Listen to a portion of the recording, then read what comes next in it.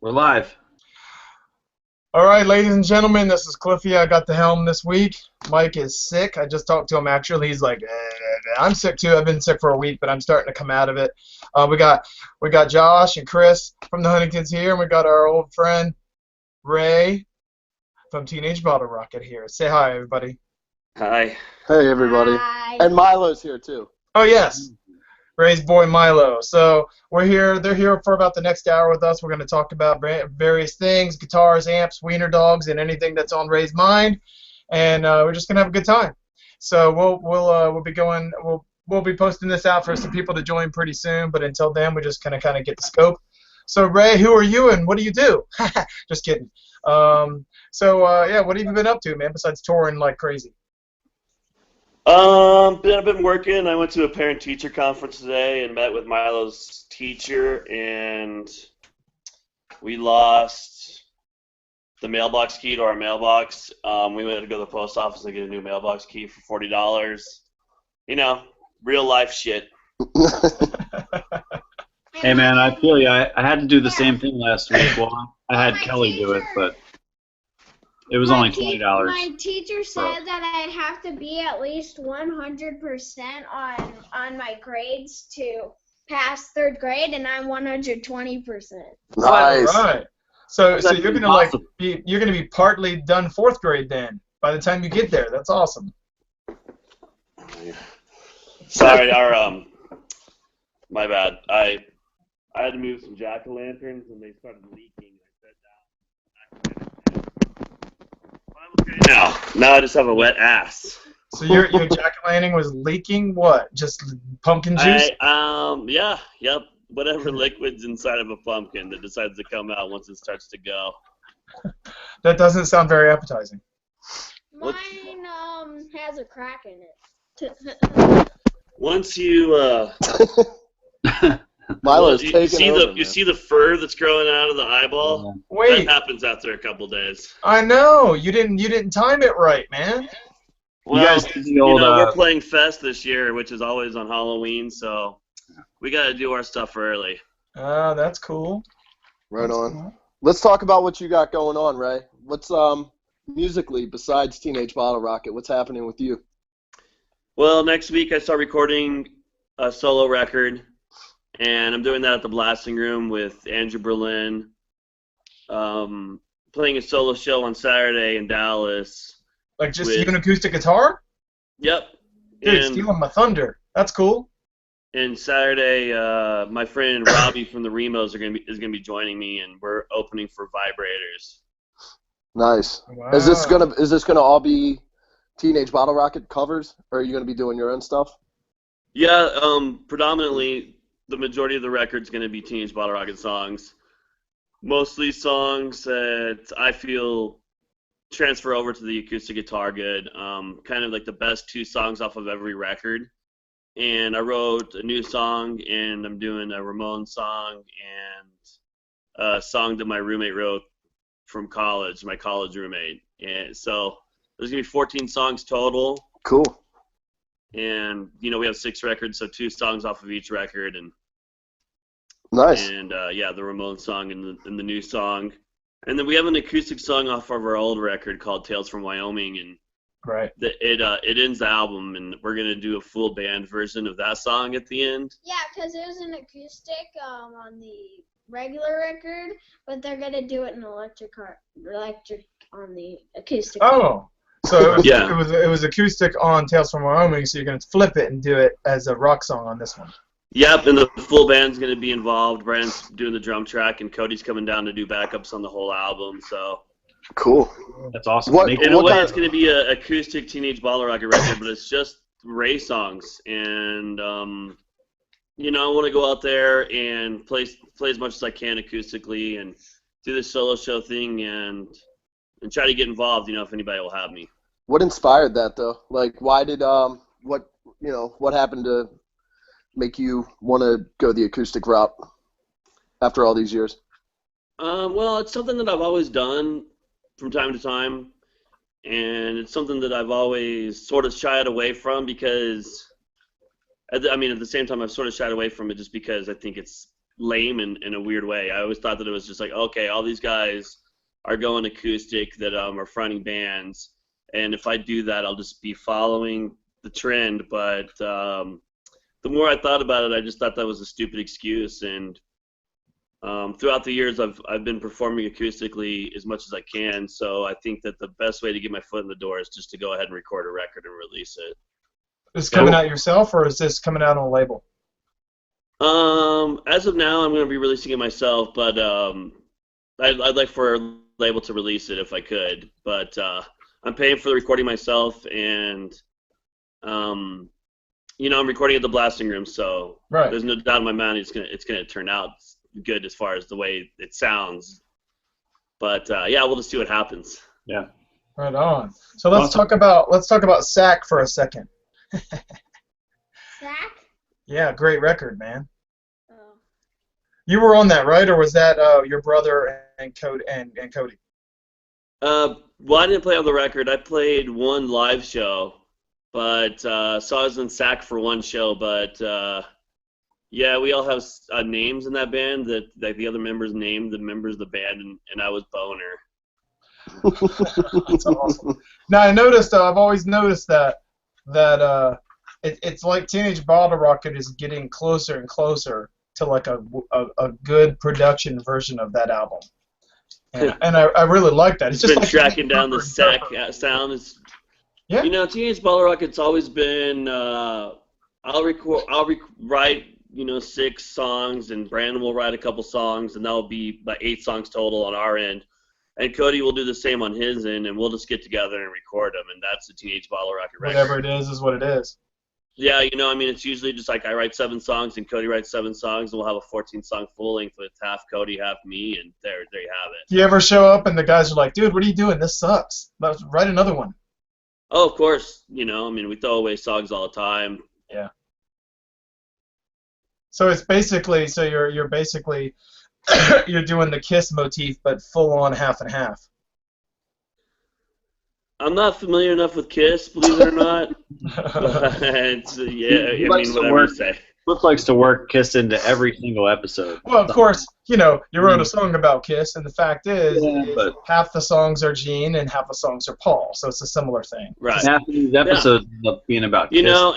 Chris and Brendan Kelly, Dan Angiano, and Matt Skiba. A lot of my favorite bands have 2 singers, and that's just the way it goes, man. Right on. That's cool. That's cool. I love your new album, by the way. I really like it a lot. I personally think it's your best album.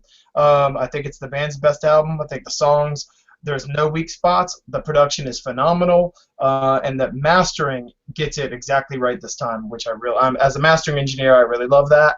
And I just wanted to say kudos. You did a great job. How's the reaction been to it as far as, and obviously it's on a new label. How's that reaction been on that? Oh, it's been sensational. Believe it or not, the more people are singing along to the new songs than they are to radio. So it's a little weird. I think that I guess what that proves is if we just tried to ride this wave with Total and Warning Device, we wouldn't make it, man. You gotta just keep on releasing music and keep your audience interested, I guess. Right. But as far as the live shows go, it just seems like the reaction to these new songs has been better than the old songs, which is cool, because there's a lot of bands out there that you guys know this. People just want to hear the old shit, and then whenever they bust in a new song live, everyone just sort of looks at their watches and just like, oh God, when's this gonna end? So it's cool cool to be on the other end of the stick as far as that kind of stuff goes. Well, I think it's really cool because it's like every album that comes out from Total up until Tales, the music hasn't really changed. The music's gotten better. It's gotten, you can tell that the music is each instrument is getting better. Like Brandon's a phenomenal drummer now. He's like a phenomenal punk rock drummer now. And with Total, he was pretty basic, and you could just see the talent level was just increasing album by album by album, and now it's like at its peak. But this album, it sounds different to me. It sounds like the themes are darker, the songs are darker. they're more like some songs are more serious. TV Set is a more socially aware song than I've ever really heard you guys do. And the acoustic song at the end is just kind of a curveball, obviously. Is that kind of like, was that a natural thing when you guys went into this, recording this? You know, did you guys have to plan that out and say it's not going to be kind of the same, you know, girl dumps boy, boy's broken heart, you know, whatever? Well, as far as that goes, on every album, we've always realized at the end of the day, whenever we're done with writing a record, and we'll have, say, 14 songs, like I said before, we always say, okay, well, these 7 songs are about girls, and these 7 songs aren't. And that's a good ratio for us, you know, because writing a girl song for me is easy. It's a lot easier than writing a song, like, for instance, TV Set, like you mentioned. But we've always had Bloodbath of Burger King.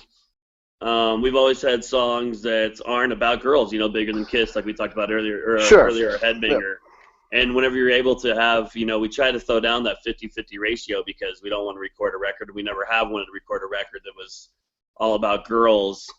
And also back to what you were saying, I mean, if you listen to Another Way, the first Teenage Bottlerocket record, we never put 2 kick drum hits in between a snare hit.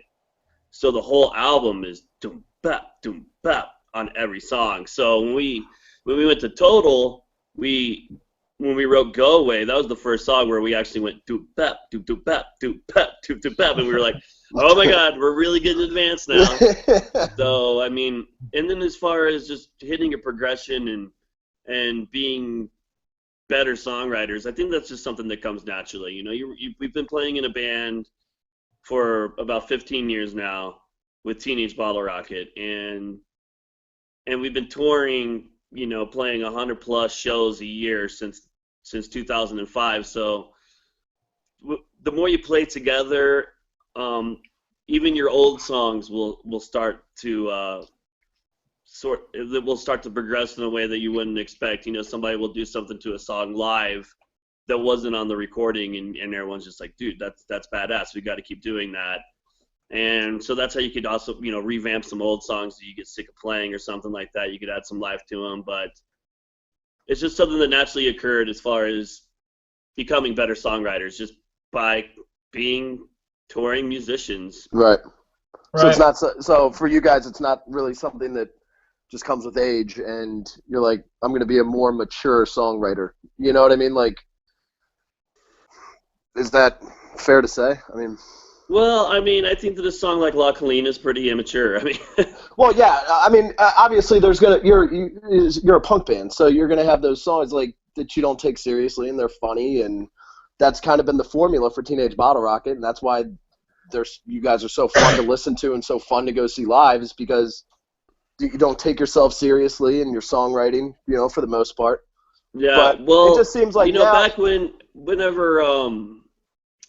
back whenever everybody was sort of ditching their Screeching Weasel cover bands, and everybody started to go the route of Fugazi and then eventually At the Drive-In, and there was this big spillover into the pop-punk scene as far as, okay, everyone's old favorite band is Screeching Weasel and everyone's new favorite band is Fugazi. It's a lot of those songs that we are writing as our old band called Homeless Wonders, a lot of those songs that we were writing at the end of the day, whenever we would sit back and take a look at the song that we had written, it would be kind of next to impossible to even say what the song was about. You know, like, and so with Teenage Bottlerocket from the get-go, if we weren't able to answer the question after writing a song, what's this song about? If you didn't have a solid answer, we would ditch the song. Right. You know, and that to us was crucial. It was clutch to writing songs. Was if this song's not about anything, then it's not a song. And a lot of bands at the time were, you know, using a lot of big words in their songs that people didn't understand, and they were using a lot of abstract language and a lot of metaphors. And that was sort of where the direction of music was going in the year 2000 to 2005, in my opinion. And you know, people call it emo, people call it screamo, people call it whatever the hell they want to call it, but we certainly can't say that we weren't a part of that progression, because Homeless Wonders started out as, you know, we wanted to be exactly like the Beatnik Termites, and that eventually turned into Slapstick and Less Than Jake. And by the time we broke up, it was Avail and Fugazi and At the Drive-In. And it was just sort of, we were in a band that we wanted to sound like the bands that we loved that week. And our music was representative of that. And whenever we started Teenage Bottlerocket, we were like, hey, man, we're putting back on our leather jackets, we're getting our Chuck Taylors out of the closet, and we're writing 3-chord songs that are about something. And that's the music we've always loved, and that's what we want to do. And that was before Cody was in the band. Yeah, Another Way was before Cody was in the band. Okay. That's right. And but it was also the same time SAC was happening. So you were friendly already with Cody. So after you guys did... Yeah. Lillingtons and Homeless Wonders had played several shows together. I mean, we're both bands from Wyoming that were touring, so inevitably we played together. We played together a lot. So we knew Cody from years before Teenage Bottlerocket formed. So did Cody like kind of see Lillingtons dying or slowing down or whatever, and just kind of go, Ray, why don't we join forces, or what? How'd that happen? Well, Bottlerocket was going, and we had showed Cody all the recordings, of course, and he knew that we were taking a route that was more a pop-punk route, and he was doing SAC with Brandon the whole time. Brandon was the drummer to SAC as soon as the last drummer to Lillingtons, the guy that played on back channel broadcasts, Skeet moved back to Texas, and they asked Brandon to be in SAC, and then they recorded the SAC record with Brandon. And the whole time we were recording these Teenage Bottlerocket songs, and we released Another Way on vinyl ourselves, and we went on tour with just a spindle of CDRs, and we would just give out CDs for free at every one of our shows. And we played a show with the Four Eyes and Onion Flavored Rings at Gilman Street, and our friends in NMEU showed up, but at the time we didn't even know NMEU. So David Jones was there, and David Jones grabbed one of our CDRs, and he grabbed another one. So he grabbed 2 of our CDs, and he gave one of them to Toby that worked at FAT, because Toby and David Jones played Dungeons and Dragons all the time, and that was they were really good friends. And then Toby emailed us. And so theoretically, we got signed to Red Scare before Cody joined the band, but it was all happening at the same time. And Cody knew Toby because Fat Mike, well, actually Aaron, Skinny Aaron, flew Cody out to San Francisco and the rest of the Lillingtons to play Fat Mike's surprise birthday party. And Toby picked him up at the airport. And whenever you play San Francisco, even before we were on Fat, we became part of the Fat family just because of Toby, of course, and we were friends with Dead to Me, and Chicken worked at Fat, and we would go there to roll up T-shirts. And anyway, it's kind of this weird little scene that people don't realize. I don't think, Fat Records. People might. In my head, I thought it was something huge, but it's really just like 8 people working there, and now it's even smaller than that. But at the time, Toby got in touch with us. Whenever he did to sign us to Red Scare, we were already playing songs like Bloodbath of Burger King and Stupid Games and So Cool and So Far Away with Cody. So whenever Toby emailed us to sign us, we were like, yeah, well, actually, we have Cody from Lillingtons in our band now, and Toby right away was like, well, like, even better, let's do a record. And so the first record on Red Scare was our first record with Cody, and it's the second Teenage Bottlerocket album. Yep. And yeah, I mean, that's just the way it all kind of worked out. I don't know. Well, what was the trajectory that made you decide to leave Fat? Well, we did 2 albums on Fat, and it went great. Both albums did really good, and we love that label, and we love everyone that works at that label. And to this day, when we roll through San Francisco, we cruise to the office and have burritos with those guys, and every one of their bands we're friends with. So it was hard to leave the label, but Rise came after us hard, and we called up Fat, and we got their blessing before we left, and it was really just trying out. Refuse. No, man, Well, you got traded. I heard you got traded for Face to Face, right? yeah, that was a joke. Um, but yeah, they wanted to try some new things out with our music, and we wanted to try some new things out with our music, and that's really what it came down to. And staying on Fat was obviously an option, and are trying a new label, and you know, you only live once. And Fat Records has this thing with their bands like Swingin' Utters and Good Riddance and Lagwagon, and they released their entire catalog on this label, and their loyalty that they have on Fat Records is insane. And the reason that these bands stick around is because that label really treats their bands well, and we know that through experience. So we certainly didn't leave Fat because we were unhappy. We just wanted to try something new and see if it worked out for us, and it has. But there's a lot of things that the Rise does differently than Fat, and there's a lot of things that I like more that Rise does, and there's a lot of things I like more that Fat does. So it's not really a win-win situation. It's just like some of it's cool, some of it's not, and that's the way life goes, you know. So is it kind of? I'm sorry. Go ahead, Cliff. How have you been handling? I remember when the Rise thing started happening, I was seeing stuff like where Rise's built-in audience was upset that they would dare sign a pop-punk band. They felt like it was selling out and all this kind of stuff. And how have you guys been handling that? Has that backlash come towards you at all at any time? Have you been able to see anything from that, or is it really you're in your own world? It's Teenage Bottlerocket, you tour, you have your audience, and it really doesn't matter what label you're on. Well, I think more than anything what you just said, but we went to the label when Bouncing Souls were already on there, and so was 7 Seconds, and so was Face to Face, and so we weren't really the first punk band that they had released. You know, it wasn't all Following in Reverse and Sleeping with Sirens, but Teenage Bottlerocket has sort of always stood up by itself as far as, you know, I don't see a specific band's T-shirt at our shows. You know, and like it's not like I go to our shows and all we see is Screeching Weasel T-shirts or Ramones T-shirts. It's always been a big mix of music lovers, and that's something that we've always never taken for granted. You know, it's something that we always thought was cool.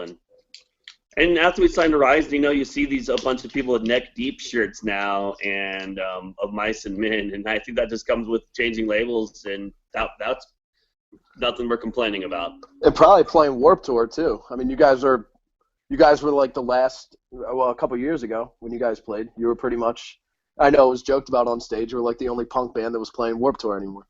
So it's kind of like, we felt that because the only bands that I knew that were on the whole tour were Saves the Day, Bayside, Less Than Jake, and Mixtapes. So it was. You guys play the real stage, or were you on the Kevin Says stage? We did the whole summer on the Kevin Says stage, okay. And they give a lot of bands opportunity to play the main stages and stuff like that as the tour goes, but we never were because we're shitheads.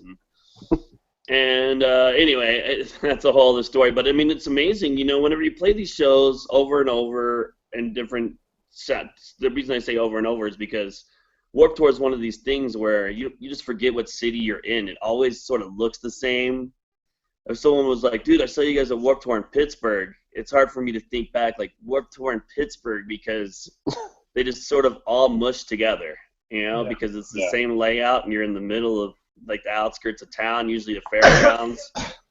But, yeah, I mean, it happens all the time. People are like, dude, we saw you guys at Warped Tour in Jacksonville, Florida, or I just came up with that off the top of my head. I don't even know if there's a Warped Tour in Jacksonville, but... you know, or, you know, I saw you guys in NoFX in Denver. I saw you guys with Face to Face in Atlanta. It's just all this stuff adds up, and you never know who's going to get into your music where. Yeah. I guess the Kevin Says stage is really becoming the stage for the bands that should be on Warped Tour if it's going to be following the way it used to be or whatever. That was, I mean, we played that stage in like 2002, and then since then I've looked at Warped Tour lineups, and it was always like don't know anyone, not going. Yeah, Okay. this year Yeah. Pup played, and Pup was the only band I knew. Yeah. Now, so you guys have been doing this full time for 10 years. Mhm. So I guess the next inevitable question is it slowing down? Do you see the end in sight? Or is it just like this is your life, man, and this is going to go until you're 90? 90. Slowing down, man. Doesn't seem like it. Well, whenever you release a record, it's pointless to sit around on your hands and wait for a band to ask you on tour. We've always released albums and hit pretty much every city in the United States that has a professional basketball team, and all the cities that we can in Canada that we do well in, and we try to get to Europe once or twice, and that's the formula. Release, tour, and some of the shows in some cities get smaller, some of the shows in some cities get bigger, and it seems like every tour that we've done, momentum is sort of happened as the tour goes, and tours gain momentum, so they'll end bigger than they start, and it just seems like more people will get your album by the end of the tour as well. So now we got through headlining all our stuff in the States with Yells from Wyoming, and we have our ears wide open to support whoever wants to take us out that we're comfortable going out with. We've gotten some offers that we said no to. So that's sort of where we're at right now, is we're going to chill and keep our ears open for anyone that wants to take us out, and probably do a support tour for our next United States thing. We're going to Australia in February, and we're playing with Lagwagon at Fest Halloween weekend in a couple weeks, and we're playing Denver as a headliner, and with the Gamuts on November 7th. But yeah, we don't really release a record and then tour 365 days a year until we release the next one. We do our tour cycle without an album, and then we chill. So that's sort of been the formula for us. Ray, what do you prefer? Do you prefer going out bigger shows on supporting somebody, or the smaller headlining shows? Well, it's just the way life is. You have to live your life that day, and I've always we get asked that question a lot, and like, hey, do you guys like playing shows in front of 12,000 people at Gross Rock more than you like playing the Sidekick's basement in Cleveland? And the answer is like, yeah, dude, I like the 12,000 people shows better than I do the Sidekick's basement, but I love the Sidekick's basement at the same time. Yeah. You just you're there that night, and that's where you're at, so you gotta make your life fun. And so whether we're on tour with No Effects or whether we're on tour with ourselves, we're always just having as much fun as we can and trying to enjoy it as much as we can. Right on. So you guys, is the whole Screeching Weasel back and forth, that's all dead and gone? Nobody's concerned about that anymore, is that right? Or is that still an issue? Well, I guess I don't understand the question. Well, I mean, if you want to talk about Weasel Fest and us jumping off, I think that really what that came down to was just bad blood between the two bands. Oh, well, Screeching Weasel isn't a band, it's a dude. Right. And we have bad blood with us and that dude because it's just dating back to some Subfest whenever he was a shithead. The guy's always just rubbed us in a sour way, and we finally buried the hatchet over an email that he sent me that I shared with Toby, and just him being a crybaby about it. But what happened was we're just like, hey, let's forget all this shit ever happened and let's do this show together, okay? And we did. We buried the hatchet, and we were scheduled to play that show. And then all that shit went down to South by Southwest with Ben, and we dropped off the show because we just felt like it wasn't going to be a party. And that's what this band's all about. Teenage Bottlerocket's all about having fun with your friends and being cool, and it's definitely not about assaulting audience members, and that there's a way you should handle certain situations. And whenever Ben did that, he sort of stabbed a bunch of people that we're in cahoots with in the back as far as Fat Records goes, and our booking agent Deborah, and all that stuff hit close to home for us, and we just felt the most comfortable saying, all right, dude, later. I mean, here you go again. So, and I deeply feel that if Ben was to say, call me right now and be like, hey, Ray, dude, everything that's happened is bullshit, and I'm sorry, and we should be cool to each other, and if I was to be like, dude, you're right, let's be cool to each other, he would set me up to really fuck me eventually. Like, something would happen where he would be as harsh as he possibly could. It would be a setup. So I don't trust that guy. I don't think that he's in there. I don't think that he's in it to throw a party at all. I think that he's in it to just to be a dick, and he's time and time again just been a dick to a lot of my friends and to us. And so guess what, man? You're a dick. All right. Well, there you go. Yeah, there you go. Thanks for opening up about that. I was just kind of curious where you guys were at, what really trying to get anything going. Obviously, his songwriting and history has had a huge effect on every one of us. But obviously, for some people, I mean, for a lot of people, they just said, okay, they just kind of, you're not alone in how you feel. Let's just say that. Yeah, you know, and then he also has a lot of friends that have stood by his side they'll be there to the end with him, you know, and that's cool too, man. Yep. That's cool. Cool. So, obviously, I don't know how obvious it is, but we got a new guy on the show right now. It looks like Chris has joined us. What that means is Mike has posted the link to join the show. So, yes. Right? Chris, you on? You there? Yeah.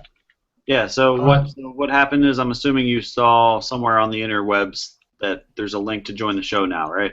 Yeah, Mike posted it on Facebook. All right. Yeah, so normally Mike will be like, hey guys, I'm going to be back in a minute, I'm going to go post this, and then that gives a clue to everyone who's watching, oh cool, I'm going to go find the Facebook page. Anyway, Mike's not here, he's sick. Now it's open to the public, anyone can join. Chris is here. What's up, man? How's it going? You have a question? You got a question? You want to say anything to Ray?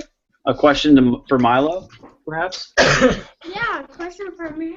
Yeah. I got a question for Milo. I got a cool maze game I could send you. Do you want to? I already played it. Oh, okay.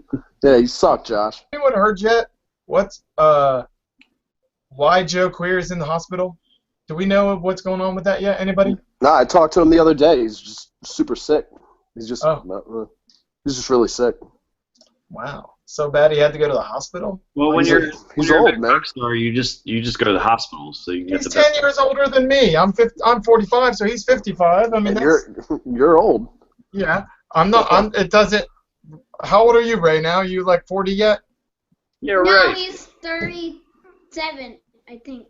37. Nailed it. 7. Wow, Man. I thought Cliff was way off. I thought you were like 35 or something. Hey, they've been around for 10 years. They weren't spring chickens when they started. They were like pretty much when you guys started, you were the same. When they started, they were the same age as we were when we first put out Sweet 16. So it's like the same trajectory. If they've been touring for 10 years, then I have an idea of where he's at. All right, so Ray, I got another question. At what point in your career, Teenage Bottlerocket career, did you and Brandon decide you weren't going to test soil anymore, and you were going to be full-time, musicians? Was that like a conscious decision, like done? No, really. I think that we. That's were what you did, always right? You touring as tested much as soil, right?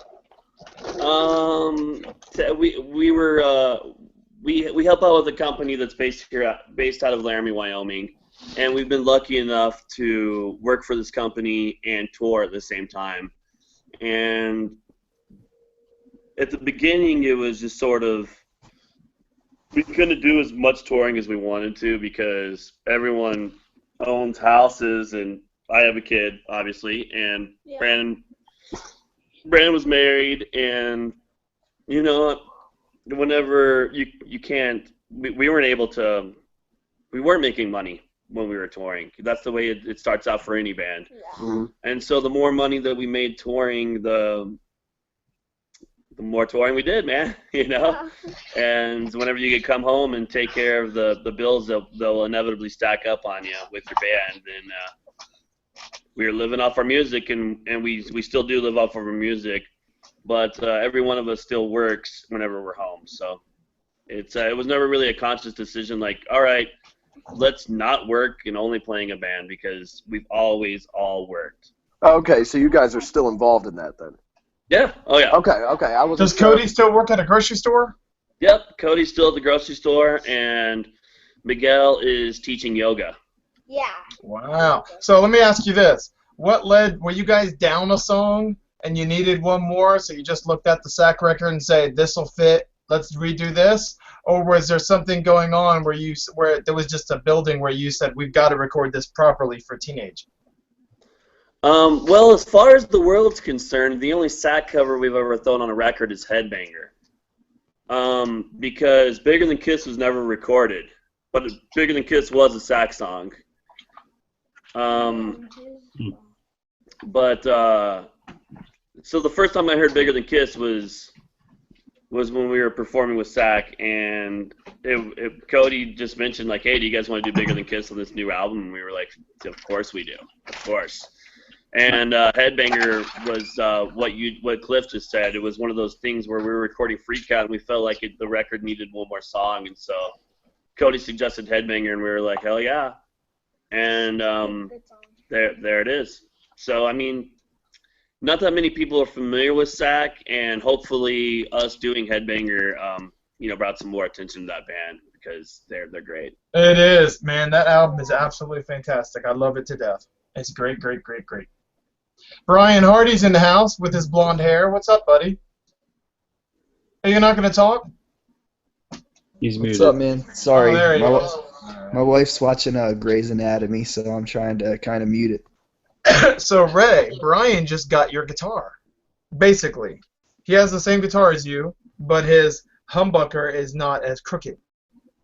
Oh. And there's some other small minor details, but made by the same guy. He loves it. He's going crazy. Did you make delivery yet? You have it in hand yet?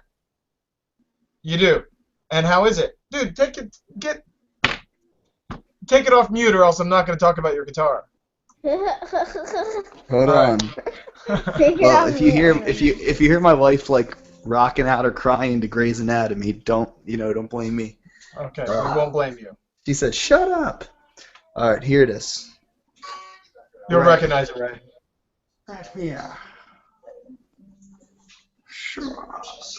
Nice.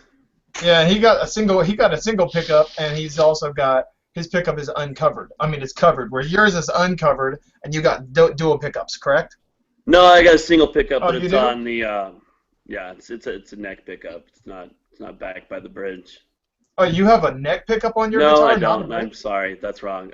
I was like, I don't have a neck pickup. I do have a single pickup, one volume knob, and it's backed by the bridge. And Right. it's a humbucker from this company called Wolf Tone, and it's an old dude in Washington that twists these pickups up on his own, and you kind of have to call him up and talk about your guitar tone for him to make you one. And it's rad. The guy's rad. And awesome.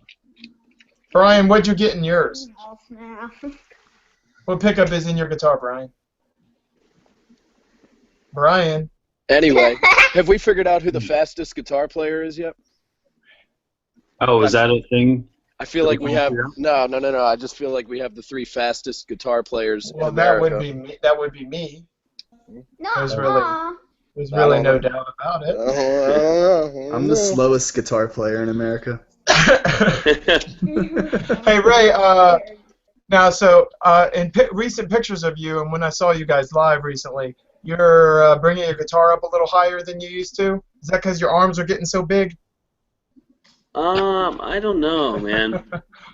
That's something that's not. I think that whenever I look at myself and the body of my guitar is so low that the neck is coming up at an angle, I'm not into the way that looks, man. I want my neck to be straight down. parallel with the Sure. floor. You Yeah. know? And if your body's too low, it's going to inevitably be angled, and I just always thought that looked weird. So He just likes flexing his arms a little bit more nowadays. Now that he's got some definition in his arms going, he just wants to show it off. well, it's weird because my strap will come down during a show, and so every show I have to pull it back up, and sometimes I pull it up too high. Sometimes I forget to pull it up, so it's just sort of all over the place. Looks good. That Looks is good. So who just joined in? Who's this? Who we got here? We got Brett. What's up, Brett? What's going on, brother? Is this the Brett? Oh, it is. It's Brian Hardy Brett. Hey, what's up? What's up, man? Man, these guys were all over your show in Baltimore recently. Loved it. I think they were in love, man. They had a good time. Hell yeah. It was a great show, man. How many songs are in the set list now? 24, I think. I was gonna say I felt like every song I heard after like 12 was gonna be the last song, and then it was the next one's gonna be the last song, and then an hour later it's like well, they're still playing. It's crazy. It's the longest I've ever seen you guys play. I guess you have. Yeah, it's about an hour and 5 minutes. So whenever people say one more song afterwards, it's just like, yeah, no, we're not doing that. All right, so this guy Frank is normally on the show. He was actually at our show with you guys in Baltimore. He drove down from Staten Island, but so he emailed me because he's not able to join the show tonight because he's at a screening of a new Green Day documentary, and he said, "Ask Ray, why don't you guys play Tadeo? It's one of their best songs." So there you go. That's from Frank from Staten Island. Why don't you play Tadeo, one of your best songs? I don't know. We did a doubleheader at the Brower House in Lombard, Illinois recently, and on the standard set list, our last song is So Far Away, but the second night we played Lombard, we ended with Tadeo. And I'm also recording Tadeo for the acoustic album. So, yeah, thanks for the kind words. A lot of people love that song, and I've always been a big fan of that song. And, yeah, there you go. There you go, Frank. Just played it 2 weeks ago, Frank, and I'm recording it on Tuesday. Hey, So when you guys go on for tour, do you tend to play the entire same set list every single night, or do you change it up? We change it up. I mean, Wow. in 2015, we've played 163 shows, I think, this year already, and yeah, I think that we would all just go crazy out of boredom if we kept it the same. I mean, whenever you play live, things will happen, like I said earlier, too. Things will happen as far as doing something different to change up the song, and sometimes it sucks, and sometimes everybody in the band's like, dude, that was badass. So you can make the songs change to add some life to the set, but we'll definitely be like, okay, we're playing this song instead of this song, and this song instead of this song tonight, and where to stay with a template, but move around 5 or 6 songs each night. Where did Whiplash come from? Whiplash came from, well, I'm trying to think of where that, during the break in On My Own, we do Blitzkrieg Bop. We've done Panama by Van Halen. We've done. You can actually play that, the solo and everything. That's awesome. Do we do the solo? Probably not. We do the bridge part. Like I reach down between my legs, ease the seat back, and then Cody comes in. She's running, and then we go to the chorus. And then it cuts into like Metallica, right? No, Blitzkrieg. No, yeah. Then it goes to Blitzkrieg Bop, and then we got sick of Panama, man, and so we went with Whiplash. It sounds awesome. It sounds killer. Yeah, yeah. We were. It's just one of those things like we were talking about earlier with just being bored with doing the same thing over and over again. We're just like, hey, let's do Whiplash. So. Yeah, but who came up with that? I mean, Brandon. Oh, really? Brandon and Cody did, but I think Brandon suggested it first, or maybe it's a Cody heavy did. drum song. It's a heavy drum song. I get it. One of those two guys suggested Whiplash, and there it is. Do you guys ever fight or get annoyed? Any big eruptions ever happen on tour or anything? Me and Brandon fight. We're brothers. I mean, that just comes with the game, man. And brothers always fight. Yeah. I'm the middle we're of asking three you, boys. like, Brothers always fight. at the show in Baltimore, I was like, "So is this a normal thing?" Because you and Brandon were hanging outside with us for like an hour or so before the show ever started, and I was like, "Is this the way tour is for you? You guys are here, and Cody's back at the hotel," and you were like, "No, it's opposite." You're like, "I'm at the hotel, but I wanted to see you guys." I'd say if there was a standard, Cody and I are at the hotel. Cody. As far as tailgating goes, Brandon's always doing it. Brandon's always staying at the show and smoking joints with people in the parking lot. I'm always going to the hotel, but that night that night we didn't have a hotel, and I really wanted to watch you guys play. So, especially after I heard Cliffy wasn't going to be in the band that night, Right? and but yeah, it was cool. I'm glad I stuck around to watch you guys play, and I always enjoy watching Pairs play. So, but Pairs is really cool. That was the first time I ever saw him. The first time I ever saw him. Yeah, we're playing with them at Fest. Talk about that a little bit. When is that? Who's playing? And what's the word? It is really a Fat Record showcase. This band, Bad Cop's playing that recently signed to Fat. They have a new album on Fat that just came out called Mutiny at Muscle, my favorite record of 2015. And Lagwagon's headlining. I think Tony and Fest thinks we're still on Fat, so we're stuck right there as the direct support for Lagwagon. Nice. Well, congratulations. That's big, man. So, that's really cool. What's your favorite music on a personal level? Well, today we listened to Ween, Chocolate and Cheese, me and Milo. And got called and out. we also listened to Taylor Swift, 1989.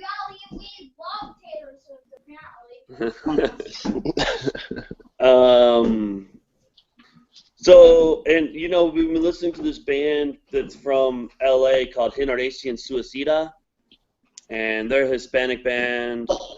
They fucking rip. I love them, and they played in Montreal recently. We were able to see them play live. I definitely don't predominantly listen to punk rock music. I think that I just mix it up. I love Jane's Addiction. I love Sepultura. I love good music. So is that from being around punk rock for so long? You're just like burnt on it. You're just like no, because I bought that new Nightbirds record and I've been jamming it nonstop since it came out. I mean, it came out 2 weeks ago, so it's not like it's been a long time. But I love Mutiny at Muscle Beach, and that is as punk rock as it gets from me. That is the punkest band right now. I mean, the record sounds like Bad Brains, and it's awesome. right on. But yeah, and then I listen to pop punk music too. I listened to the Unlovables new song that they did with that Dirt Bike Annie split the other day off of Punk News. 1996 was the name of the song, and I really liked it. I showed this girl I was hanging out with the other day a couple of Unlovables songs, and was it like a new Dirt Bike Annie thing?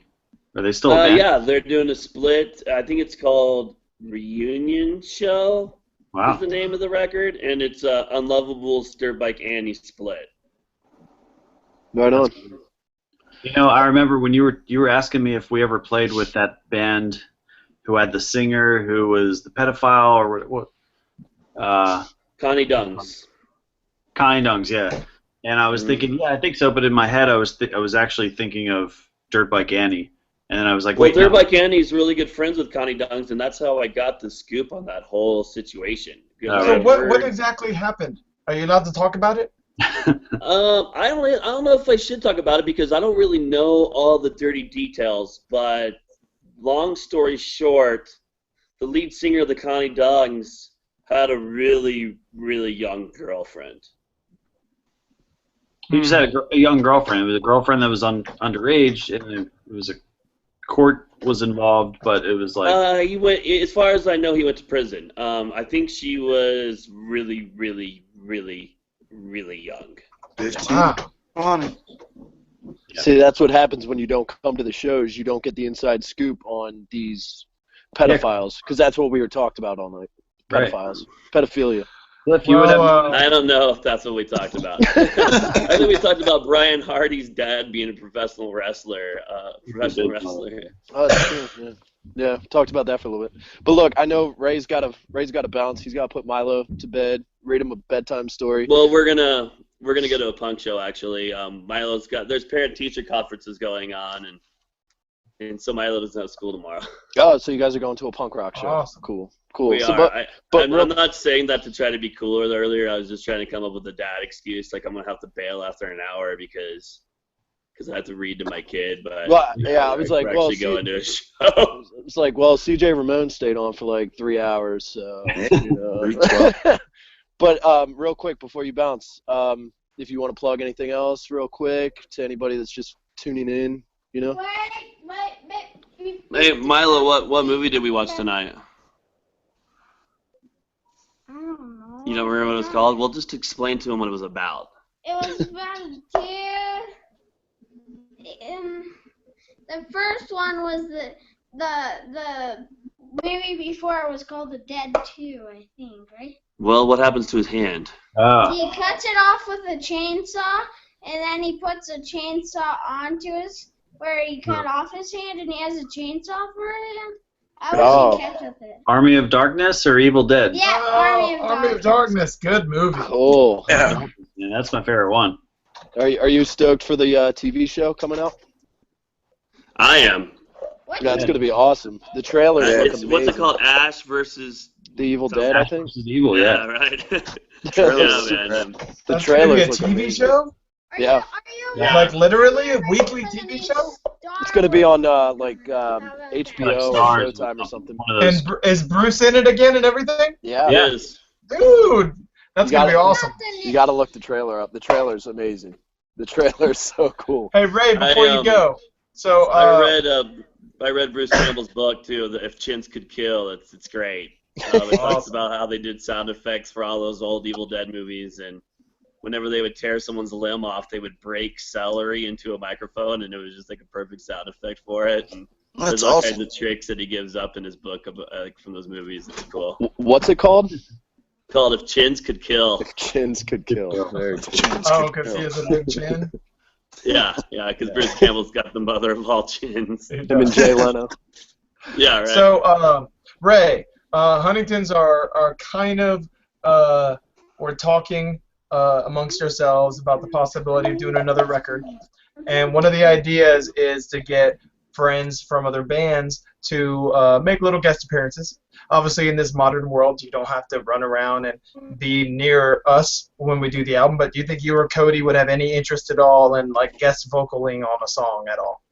I think that'd be really easy. We have a Pro Tools set up at our studio in Fort Collins, and you could send us the files, and we could throw down. Awesome. That'd be right. Well, that'll be fun. Well, we're continuing to talk about it, but I just kind of wanted to see if that was something you guys would be interested in. But awesome. We appreciate you, man. Like that you're keeping the spirit of what we've all been doing alive for so many people. You're really, as far as I know, you're really the only band doing the overall framework of kind of what we were doing and the queers and all that. That's still just really happening and putting out good sounding records and relevant. And it's just awesome to it's also awesome to see. So. Oh well, thanks for saying that. That's cool, man. Thanks a lot for having me, dudes. Yeah, man. Good luck with your new album, and it was an honor playing with you guys in Baltimore a couple weeks ago. Well, when we do Likewise. it again, I'll try to make sure I'm there. So. Thank you, my friend. We appreciate you Yeah. very much. All right, You bet. Ray. All right, later, y'all. See you, buddy. Milo. Later, man. But Bye, See you Milo. later, Nice Milo. to meet you. Bye, Milo. Wait, Milo, you want to say a joke real quick? Do the Muppets joke. What the Muppets say when Jim Henson died? Crap, I'm out of work. Go ahead. Nothing. Ah. Well, that would Too be. soon, Milo. Too soon. Cool. There's 5 people on it. yeah, it's only been 10 You years. can't say anything at the All right, same see you guys later. See you, All right, Ray. buddy. Bye. See you, Ray. See you guys. Wait, I want a question. All right, so that was that. So Brian, since you're not going to be afraid anymore, can you unmute your mic and be a part of this? How do I hang up? Yo, what's up, man? Oh, Ray's still there. Yeah, Ray, to hang up, all you got to do is close the browser window, and you'll be all set. Alright. Awesome. What's up, guys? Hey, dude. And, so, Ray is having some serious trouble I over know, here. dude. He's like, oh, this is so embarrassing. Technology. Shows like, in Wyoming, we just got the internet. Technology. Awesome. Yeah, you gotta call up your internet provider and be like, I need you to cut my internet right now. If you're on your phone, that means you want to turn off your. There it goes. Yeah. Okay. It's Safari. So Hardy, I got a question, man. Since you come on the show, man, and you like mute your line automatically, are you just here for the publicity? You just want people to see your face down at the bottom, and it's like free publicity for you? Is that what you're doing? I'm gonna be completely honest with you. It's because I've only not been in the bottom screen for the very first show, and that's it. I've at least made a 10-minute appearance in every other episode. All right. Well, dude, how do you feel with the blonde hair, man? You look in the mirror and you see the blonde hair. Are you like, yeah, Ric Flair, I'm here? Or do you? Are you just kind of like, what have I done? And then how does your wife and kids? How do they feel about it? And did you discuss it with them before you did it, or did you just show up with blonde? Because I think we were all like, oh my God, what has he done? Yeah, my wife is not a fan. She's the one who did it, but she's not a fan. Because it's like white almost. Yeah, it's definitely there, man. It's like Sting 1980s. Yeah, it's like, orangey. all over again. Right. Orangey, white, it's weird. And my kids, like my son wants to dye his the same exact way, and we won't let him. Yeah, good call. And but I'm sure this will probably be back to like black within the next couple of weeks, maybe next couple of days. Who knows? What inspired it? Why'd you do it? 30th. I was trying out a new gimmick with face paint and stuff like that, and I just didn't dig it. Well, that last wrestling picture you took where you're making the muscle and you got your face painted and everything looks totally cool, but I did notice that your left arm was noticeably smaller than your right arm. That's very true, and that's because I don't work out with my left arm. You guys want to see my new puppy? No, we already saw him. What kind of puppy is that? It is a King Cavalier. Cavalier King Charles. Cavalier King Charles. Is it a boy or a girl? Boy. Is he going to be a big dog or a small dog? He's a boy. He's going to be little He's going to bitty. be like this big forever. He's like, oh, wow, cool. It's kind of ironic that Kelly makes her first appearance on the show when Ray was on. It's kind of weird. I've been not on watching anymore. Sorry, Kel. Chris, you Yeah. suck. You suck. So what'd you guys think of that interview? Was that cool? Yeah, it's definitely awesome. It was Yeah, I absolutely awesome. Oh, hey, we need to promote the next. We can actually promote the next show on this show. I Oh, don't yeah, even Bill know who Power it is going to be on it. We already know who the next guest is. There it is. Yeah. Sounds like a porn star. No, Bill Power, dude. He was a very, very, very, very big power player in Tooth and Nail Records for a very long time, for years before we were ever there, and then for years after we were gone. And What then is going on? Something is really distracting. It's just the TV in the back on Brian's show. On Brian, it's not big. Yeah. So now we know why he mutes. Yeah. So anyway, Bill Power, just a big power player in the music scene that we all came out of. He's also a musician. He was in a really good band for a long time. Just a very talented guy. Is he still skinny, or does he kind of look like he did when we all knew him? Again, Josh, do you know? He's skinny. Yeah, I mean he's been on this vegetarian diet for a while now, and I follow his Like, will I recognize him? your posts or whatever. Well, yeah, you'll recognize him. He still looks the same. And by the way, he goes by, it's Billy. It's not Bill. It's Billy Power. When did that happen? I don't know, like 5 years ago or something. I don't really know exactly. Well, we can ask him about it. Yeah, we can ask him about it. But Yeah, the awesome band that he was in was called Blenderhead. Yep. And I think my parents gave me their CD on my 16th birthday or something, and dude, totally like punk rock explosion in my brain or whatever. It was just amazing, and so I'm really excited. And plus, he was our guy. He was the A&R guy for Huntington. Wait a second, is Mike here? He is. Home. Like Mike is here. Think he made it. I'm just saying what's up. Oh my god, that sounds horrible. It's like the time I missed and I had to call in the show. Yeah, you see how You sound like death, man. Yeah, you see how absolutely awesome it would have been if I'd have been in this tonight, right? So that's why I decided to keep it out. Thumbs up or thumbs down, Mike? I didn't catch the whole thing. I watched probably half of it. I did happen to catch the part where the question of what went on with Bottlerocket and Weasel. Who is like running through a dumpster right now? It's Brian. He's taking over the show. Yeah, we need to figure out how can we block Brian from coming on the show? Joking, man, joking. Yeah, Poor guy. Not next week. Next episode 17 will be with special guest Billy Power, and that's going to be awesome. It's like really one that, like, having him on as a guest is like a guest that we thought about and talked about back when we first started doing this show. So it's nice to finally catch him because he's tough to get in the evening. He wrote me a message yesterday and was like, I'm in the airport for 2 hours. He's flying to Vegas, and he was like, it's a shame you guys don't do your show in the morning because this would be perfect. But I'll commit. I'm 100% for the next episode. So awesome. Well, we seem to. I guess we've been doing this long enough now. We have enough episodes that seem to be building with our ability to get higher known players and higher up more important people. So it's kind of fun, kind of cool that we're seeing that happening. I think tonight was very awesome. Next, I think we're probably going to have to try to convince Weasel himself to get on here, and he can, and maybe at some point we can get him or Joe Queer on here. That would be really cool. We should get Ray and Ben on at the same time. Song. No, on a Huntington song together without them knowing that they're. Oh yeah, hey Mike. Did you hear him say that him and Cody would like to guest on a song of ours if we decide to do an album? Yes, I did see that.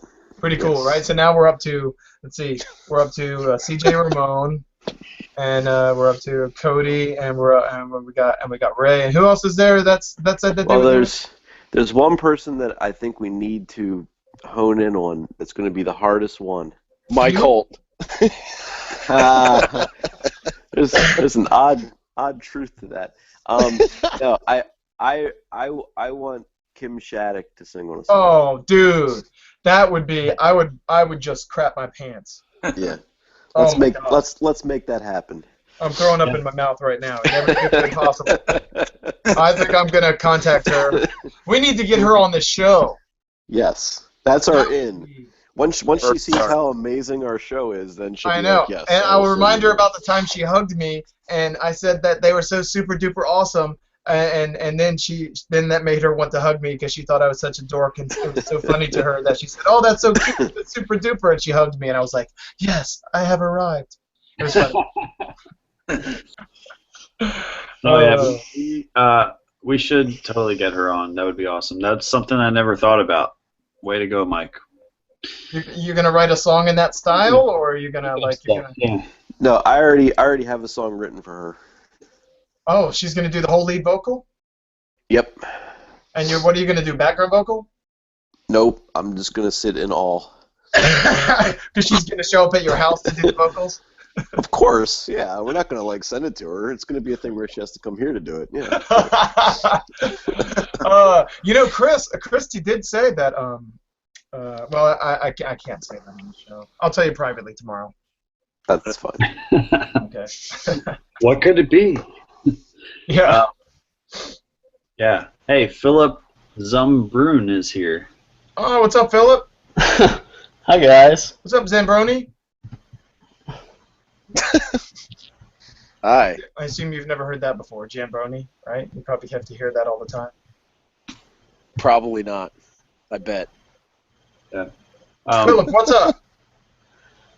Oh, not a lot. Just I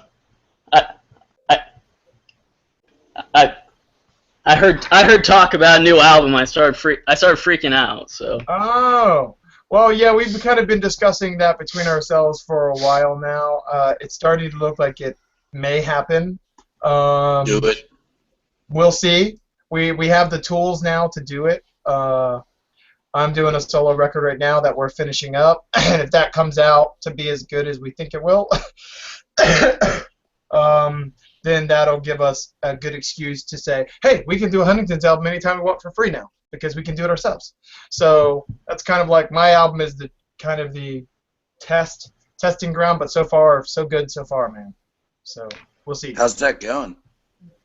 It's going good. I'm going down tomorrow after work. I'll be there at Mike's house for the weekend to do guitars.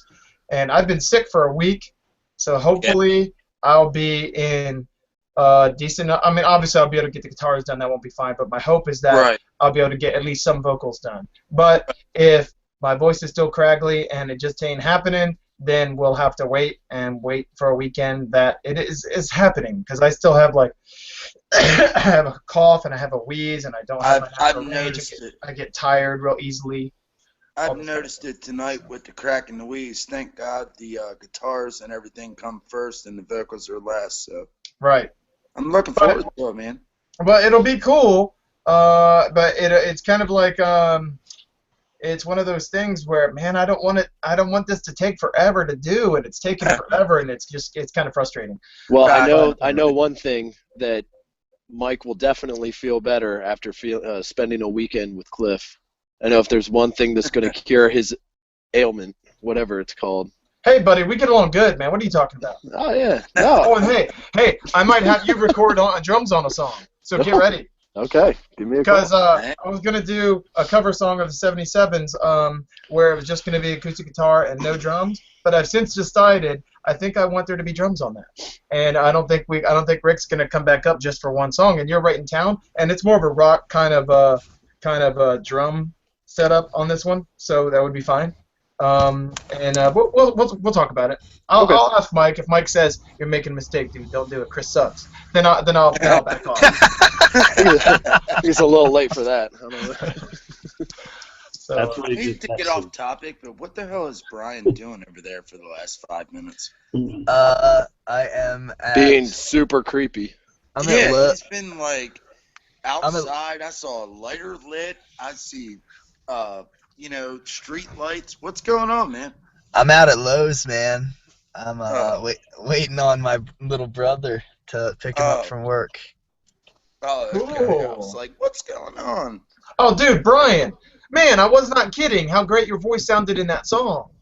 Dude. Which one? The Blue Christmas track? Yes! You need to sing like that more often. Your natural voice is fantastic. Agreed. Ditch this whole punk rock voice, man. Your natural voice is really, really good.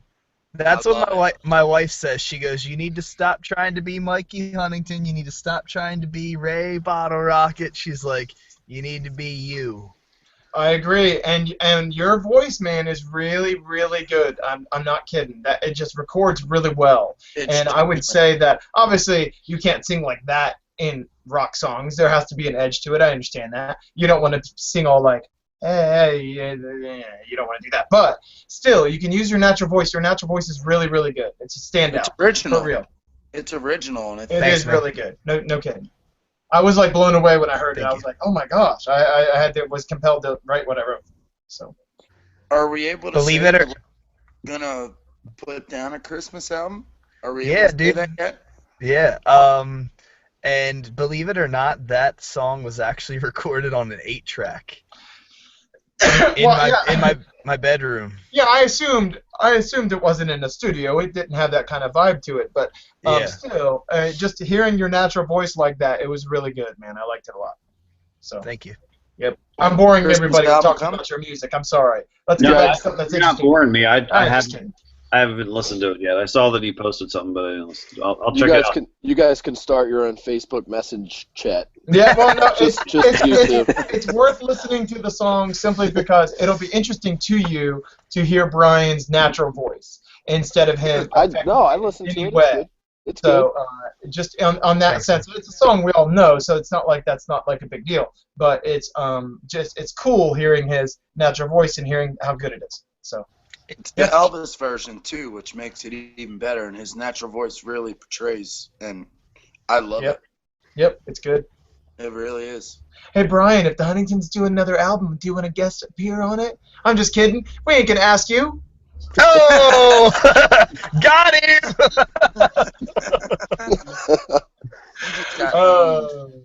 I'm busy. I'm busy that day anyway. I don't care. Look at Mike. Mike's about to die. It's okay, man. I can walk it back. I can walk it back, Mike. Don't worry. Don't worry. Hey, Philip, what's up, man? I see you have the same. I see your clock had the same time that we have, so that means you're on the East Coast. Where are you at? I'm in North Carolina, man. Okay. Have we met you before? You seem familiar somehow.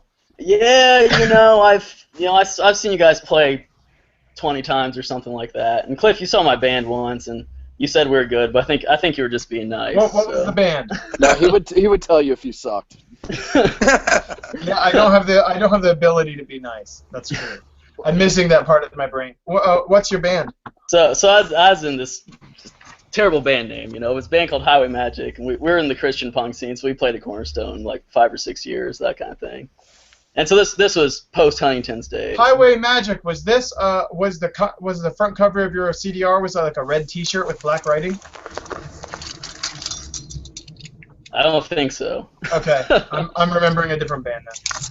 Well, actually, no. We had one CD that the CD just had a heart on it. Then we all wore this black CD with a red heart on it. Then we wore black T-shirts with red hearts. Oh. There might be something there. The black T. What's more interesting to you guys that a couple years back I was the head engineer at the Sonic Iguana. Still trying to keep that place going strong. Right. So, oh, that's how I know you. You were messaging me back and forth through MySpace or Facebook or whatever at the time. Yeah.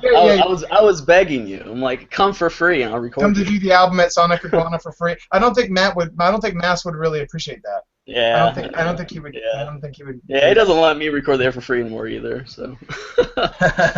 Is he paying you when you work? Oh yeah. Right on. Is the studio still active? Are they able to still bring in clients and stuff? Like, I mean, it's got to be so hard to record these days. Oh yeah, and it was bad. I was able to pull it off doing it full time for 3 years, and yeah, I'm a married man. I realized the need to move on to something that might make my wife happier. Yeah. Well, I mean, in a we're studio, still getting projects in, so. Well, it's a studio. Before you get there, once you're there, you realize that you're just used, not by the studio owner. You're just used by bands. They just want what they want. They have this idea in their mind. A lot of times they have a very unrealistic idea of their own talent and of what they can bring, and they think that you're going to be able to make them, especially if they go into a studio like that. It's very specific with previous albums the studio has done, and all this kind of stuff is on it, and they just want you to go and go and go, and how tired you are doesn't matter, because if they're still excited, they want you to be excited. They expect you to like their music when you're not going to like their music, and it's a hard job, man. Yeah. Hats off to you for doing it so long. Yeah, well, yeah, you get the flip side too, though, where I bring bands in. I'm like, man, I want to make this album good, and they're like, I'll do a guitar track, I'm done, right? I'm like, no, let's try a couple more, buddy. Yeah. Right on. That's cool. Anyway, the point of that story is that I won't work for you guys for free, so. Okay. Good, man. Come up. Hey, you know what?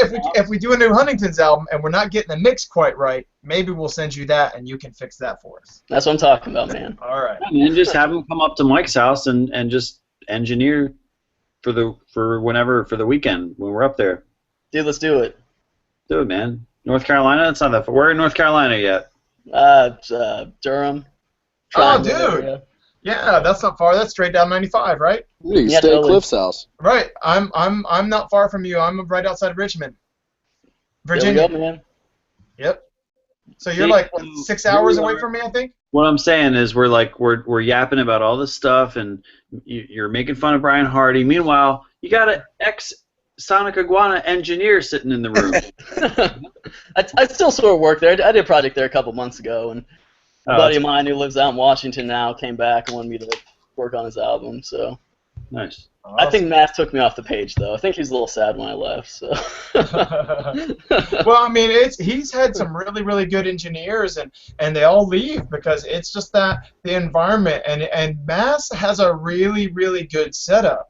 It's Oh yeah, man. Beautiful set. It's a beautiful system. It's a beautiful studio. The town is really decent to be in. At least it was when we used to record there. The record stores that probably don't exist anymore were awesome. So there's a good vibe about the city and everything, but still, it's just that it just fries your brain being in that environment like that for a very long time. It's bad. Anytime somebody can do it for even a year, it's like, all right, but it's hard, man. So well, Phil Hill did it for so long. He's actually living in the studio for a while. I mean, it's rough, dude. It is. Yeah, he worked on High School Rock, I think. Phil, right? Phil Hill, I think so. Yeah, probably. He was the main engineer, I think, on that one. And then Fergus Daly was the one who was our main engineer on Fun and Games. He was really cool. Yeah, he still actually lives in Lafayette over there. Yeah, but that burned him out too. It's like, because you just get a lot of, Mass's ideas. He's like, he wants to only record bands that he says, okay, stylistically I can make this work and I like this band. But then you get to a point as a studio owner where you just have to take everything because you got to stay in business. And then you got all these sucky bands that expect you that just don't know that they just don't know they suck. And then when you're used to that environment, professional environment, it's got to frustrate you that a band can be so bad and not know it and just not know any of the basics about it. And it's, I know. Yeah, but on the flip side, it's like I started to realize the only reason that somebody should pay me a lot of money to do something is if I can make them better than they are, right? Because, I mean, if you're a good band, you can go anywhere and sound good. And so it's like, I kind of realized that, the only way to really do it is if you can convince bands that they need to record with you to sound good. So, right, and hats off to Sonic Iguana and Mask, because working with him and working in Sonic Iguana was what taught us about music. We were writing all the songs and everything, but we didn't, like, simple stuff that we did not realize and did not know, such as, you change the chord with the kick drum. Unless it's an offbeat song, then you change it with the snare. But still, boom, you just lock in, and we didn't have that thought process. We didn't know about things like that, and all those kind of things, and just the reality of course, what you generally have to teach new bands is how important it is to be in tune. Mm-hmm. Oh yeah, that's always a hard one, stuff like that. But no, I know. I mean, it's a hard one if you don't have Mikey Huntington and they can't sing in tune. That's a real challenge, man. Yeah, does Sonic Iguana, does it go with the, has it joined the modern, that was good enough, and then it fits you kind of, do they have those tools now? Because back when we were doing it, you had to be in key and over and over and over and over again until it was right. Yeah, well, it's a little bit of both now. So yeah, we have auto-tune, we use auto-tune, we still do. I mean, I was working on projects with Mass, and we did like 30 vocal takes of a song. So it's you use it, but he doesn't rely on it. So. Right. Is it hard to is autotune difficult to use? How do you actually use it? It depends on what you're using. So there's some stuff now where you can literally go in and basically draw whatever melody you want, and that can be pretty time consuming. You can add vibrato. I mean, you can do goofy stuff.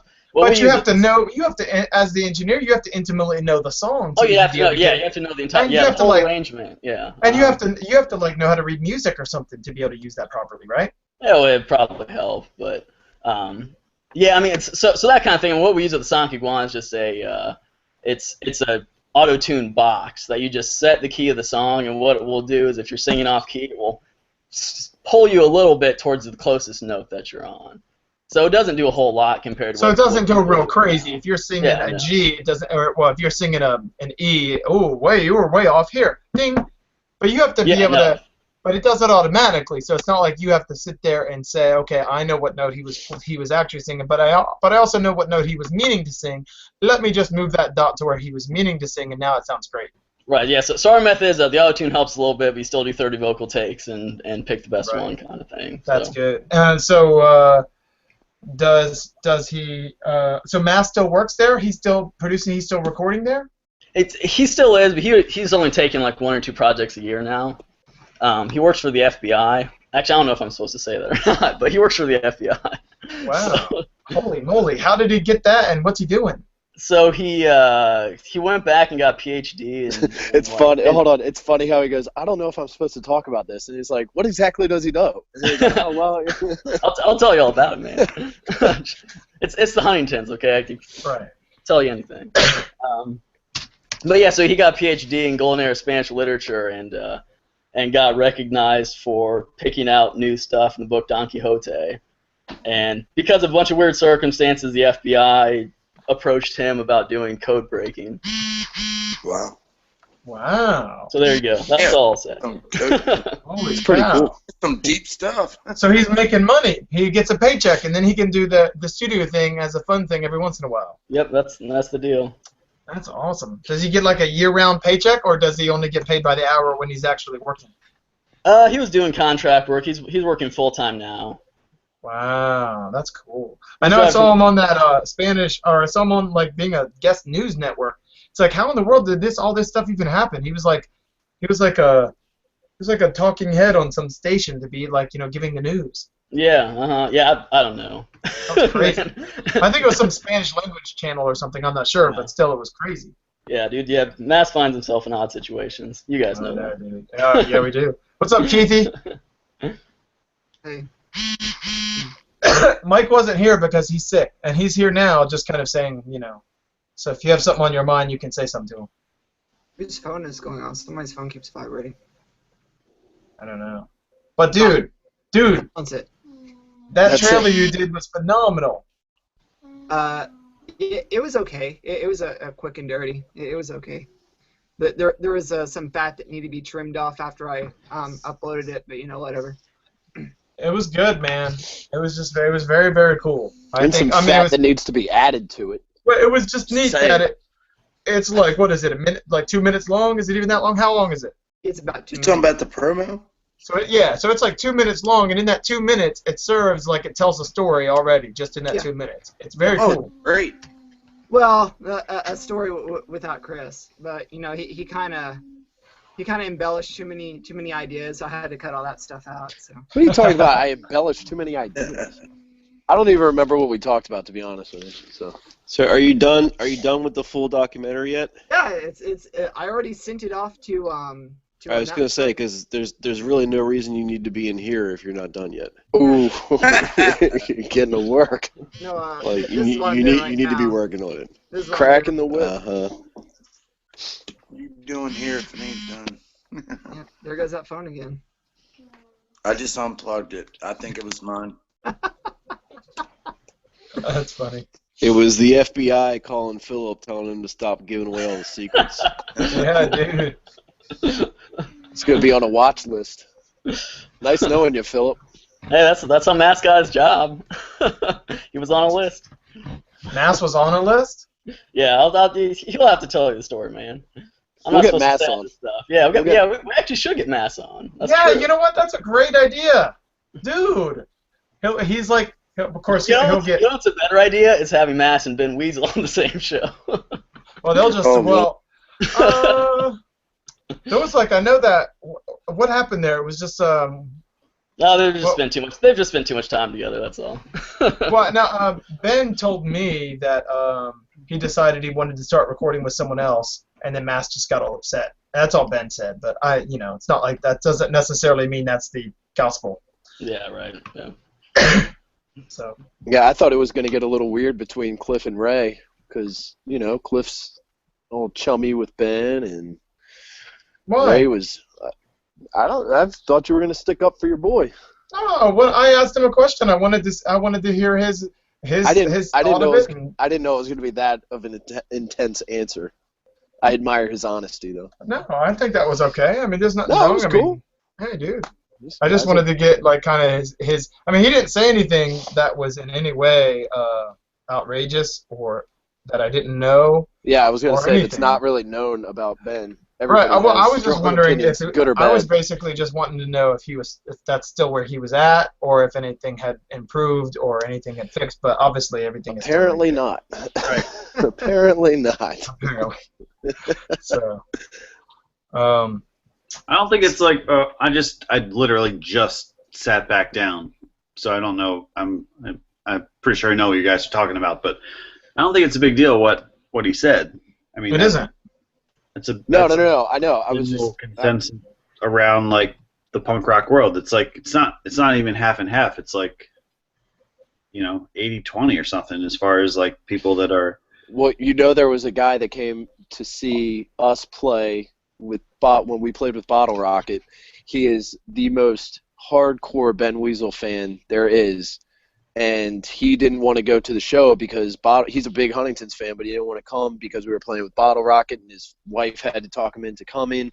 And he's like, screw it, I won't even watch Bottlerocket. He went upstairs while Bottlerocket was playing. He left after, I guess, Paris played. You can actually like bands that don't like each other. It's okay. But see, his point was, he's like, anybody that has a problem with Ben, he doesn't want to have anything to do with him. He doesn't want to support their band. He doesn't want to watch their bands. He doesn't want to. We didn't put him on the guest list, but he was like, I don't want to give any money to them. Blah blah blah blah blah. But the thing is, here's the thing, dude. He was hardcore against. He's taking it way too seriously at that point. I agree. But you've got to be able to step back and say, look, man, Ben's a great songwriter and all this stuff, and he is all this, his history and everything. But if you throw away your audience, it's your own making. You know what I mean? You don't have to do that, and he's been able to hold on to obviously a good chunk of it, but definitely a huge amount of his own audience is gone for good, and that's what he did all on his own. So, yeah, but he's still playing to sold-out rooms, right? I know. Whenever they play. Yeah, and he makes great records and all this kind of stuff. But you gotta, at some point, you have to say, if somebody has something to say about it, that's their right to say it. Oh, for sure. It's absolutely. I can like Ben Weasel, and I can like him as a person, and I can like his music, and I can like his show, and I can like all this stuff, and I can also sit back and say, if he deserves any gains he gets, then by extension, any losses that he gets that are his own making, it's on him. So I agree. I agree with you.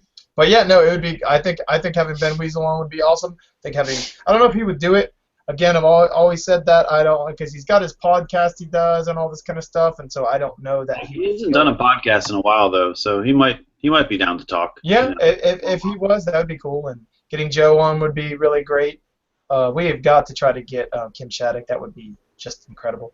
Hey, no, we just don't even worry about the absolute awesome show for her. Just get her on a record with us. Like, who cares about this stupid thing? No offense, Mike, but she probably we have to get her to know. We have to get her knowing who we are. Yeah, and this is the ticket. No. If she comes on the show, she won't do a record with us. Is what I think. Wow. Well, how are you gonna get her to know who we are? I don't know, man. We haven't really ever had we've never had a female guest. They're actually, other than our wives popping in every now and then, has any girls ever been on this show? Or are we just like a bunch of loser nerds? Yep. I think so, huh? All right, girls. Yeah, I was gonna, we can't even get Keithy Huntington's wife on. She doesn't care about you guys. You can't get Missy Huntington on. No, she's at work, so she usually works on Thursdays. Cool. I could get Natalie from the Halo Friendlies, who Kim Shattuck did their record. She produced it, and I know they're still close, so topical. We could get her on as a segue to getting Kim Shattuck on the show.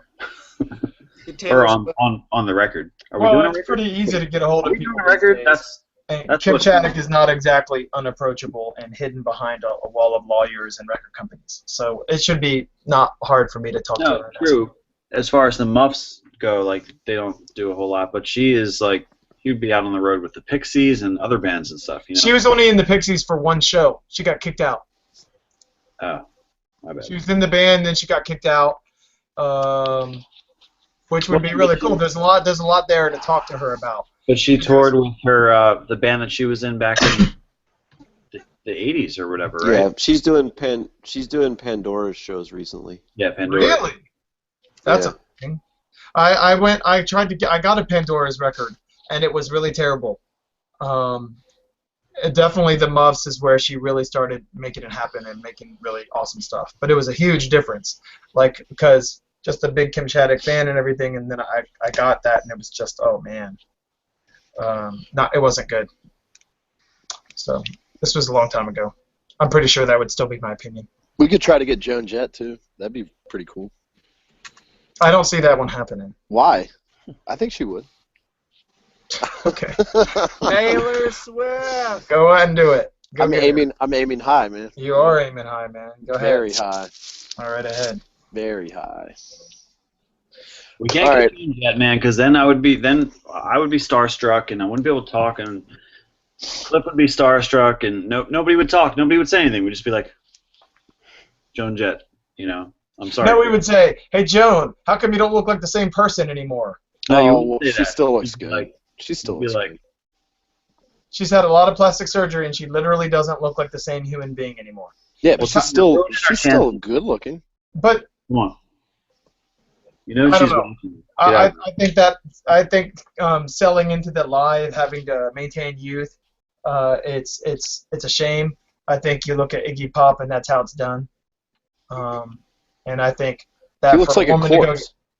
no, he looks like himself, but he's freaking old. He's almost 70 years old. And so I mean that's how old he is, and that's okay. Hey Tyler, you were gonna say something there, and then you got cut off. And what were you gonna say? All right, a couple things. I was gonna say amen to you, Cliff, on the Ben Weasel rant, if you will. He's gonna do it fan bases. That's all on him. Like I completely agree on your little soapbox about Ben. The other thing I kind of wanted to say, too bad like work has been killing me lately, and I haven't been on the show. But I had a really cool story I wanted to share about Teenage Bottlerocket and how awesome those guys are. If you guys will let me, it's like No. The stage is yours, man. Thanks. Well, actually, Chris is a part of this story. They played. I vote no then. Yeah, no.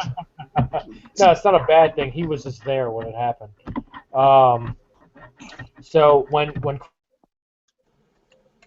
they played a show with Bottlerocket, if I remember correctly, and they got pretty tight with him. They right before they got signed to Fat, they opened for NoFX at Ram's Head, and Robbie had bought a couple of us all tickets, and he was like, it's my treat, we're all gonna go, whatever. So we get to the ticket office, and he bought them like third party. This is like before like StubHub or whatever, and they were not validating his tickets. So we're like, oh man, we can't get into the show. It's sold out, blah, blah, blah, blah. And we had run into Chris like right before. He was out smoking out front and whatnot. And while we were just talking to him, and Brandon comes out. And Brandon recognizes Chris, and he recognizes Robbie. And he's like, hey man, you guys, excited? And he was like, well, we can't get in or whatever.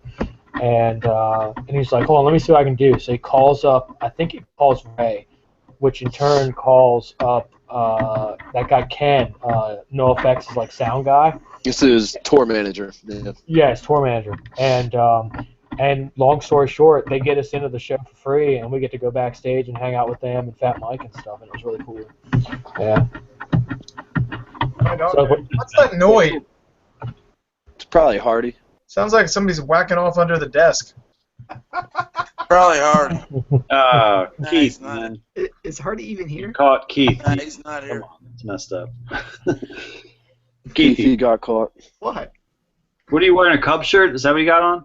What is that? No. Yeah, everybody's a Cubs fan now. No, I'm just excited about the Back to the Future reference. Ordinarily I'm a Rangers fan. They got killed last night, so whatever. But what about that 53-minute inning the other night? Yeah, that was pretty exciting. I was watching it at work, and I signed into my parents' DirecTV account on FoxSports.com just so I could watch it at work. But it was pretty exciting. Dude, it was insane. 3 errors in 3 plays, and Batista I've never seen a game bombs that it. exciting. It's absolutely absolutely incredible. Yeah. What Back to the Future reference are you talking about? The fact Cubs, that the man. Cubs Cubs won the World Series in 2015. Yeah. When did that happen? And back to, oh my gosh. Oh my Back God. to the Future 1 or 2, he Yeah, said. Mike's trying to be cute now. No, which Back to the Future movie did that Cubs are happen? going in? to win the World Series. There was no Back to the Future 2. That's, Well, you got it. Didn't He exist. said they were going to win Didn't the exist. World Series in 2015, and he wished he could go back in time. Yeah, but that happened in a movie that was terrible. So it doesn't Correct. So what Mike is saying is just like Kiss never really did an album called Carnival of Souls. Right. Doesn't exist. There is no Back to the Future 2. And Oh, he's- Mike. Hey, Mike. Speaking of Kiss, did you see Cliff try to work in Kiss to the? Every episode, man. Every Yeah. episode. Did you see it though? He did it when they were Got talking shot about down writing right- songs. They're like, oh, There got you shot go. down right away. He's like, yeah, I don't like Kiss. I mean, they have a song bigger than Kiss, so you had a very easy entrance into that conversation. But still, Right. it is every episode. There's a good chunk of Kiss in there. No, it was like, oh, you guys write songs together like Kiss does, and like 10 million other bands do. No, that's not what I didn't say. They write songs together like Or Kiss does. it was something It's- like that. I mean, it was it's- like along those No, lines. it's not even almost. It's half songs by one singer, half by another singer. That's like Kiss. Yeah, but there And that were, was long before Riverdale's was doing anything like that. but there's a ton of bands that do that. But it was like There isn't. just like Kiss does it. Just Anyway. like Kiss. I can think of 3. Who else can you name? And that's Kiss, Riverdale's, that doesn't exist anymore, and Teenage Bottlerocket. Who else does that? Lawrence Arms. Where one singer, a band has 2 singers, and they sing every other song and write every other song. Children Yeah, Lawrence Alkaline Arms, Trio. man. Who else? Alkaline Children Trio does 18. it. Alkaline Trio, Lawrence Arms. The Goo Goo Dolls used to do that, actually. Yeah, Rancid. Alkaline Trio sucks though, and so do the Goo Goo Dolls. Hey, come Rancid on. does less it. than Good Jake. band. Alkaline Trio is like one of the worst bands that's ever existed. They're like right up there with like, Huntingtons. oh man, like Pieball, just terrible. And look at the guys, Less than Jake does it. lame-o. But Look at the guy's for signature one, guitar that you can buy. It's terrible, just like the band. I totally agree with Cliff on this one. I just gotta say, like, Alkaline Trio, worst band since Horrible. Piebald. I have to agree on that one. And Second I can't get into the scenester. I can't get into that whole thing. I can't get into the hipster. Just scene. wait, man. Your sons are gonna grow up and they're gonna start a screamo band. You're gonna have to go to every show. not to go We'll back see. on an old topic, but Keithy, that